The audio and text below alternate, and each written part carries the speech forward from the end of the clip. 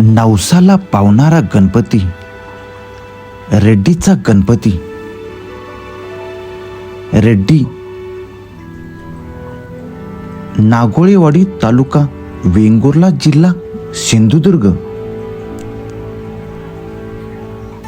रेड्डी शिरोडा वेंगुर्ला गावाच्या पश्चिमेला समुद्र किनाऱ्याच्या नजीकच गणपती मूर्ती प्रकट होण्याचा चमत्कार घडला. रेड्डी गावच्या नागोळेवाडीतील एक तरुण सदानंद नागेश कांबळी यांना 18 एप्रिल 1976 रोजी एक स्वप्न पडले. त्या स्वप्नात साक्षात गजानन प्रकट होऊन त्यांनी त्याला आदेश दिला की एका ठराविक जागेवरच माझी मूर्ती आहे, ती मोकळी कर.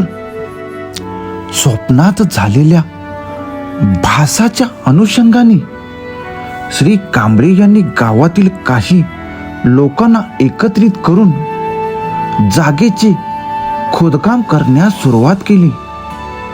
2 दिवसानंतर त्या मूर्तीच्या कानाकडील भाग दिसू लागला. गावाकडील मुख्य देवी माऊलीकडे चौकशी केल्यावर देवीच्या हुकुमाने मूर्ती पूर्ण दिसेपर्यंत जमिनीचा भाग खोदकाम करताना महिना उजाडला.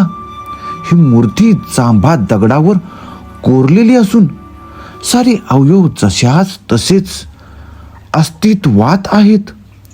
मूर्ती बसलेली, बाहेरून मकराकृती खोदकाम केलेले आहे.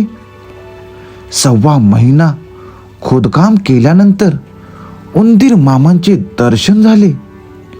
ही सुखद वार्ता कळताच सिंधुदुर्ग, रत्नागिरी येथून दर्शनासाठी भाविकांची रीघ लागली.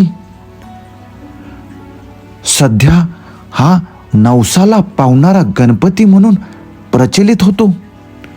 अनेक प्रकारची संकटे, अडीअडचणी सोडवण्यासाठी गजानन गणपती आपणास तात्काळ प्रसन्न होतात, नवसाला पावतात, सर्व इच्छा पूर्ण करतात, अशी प्रचिती या रेड्डीच्या गणपतीची झाली.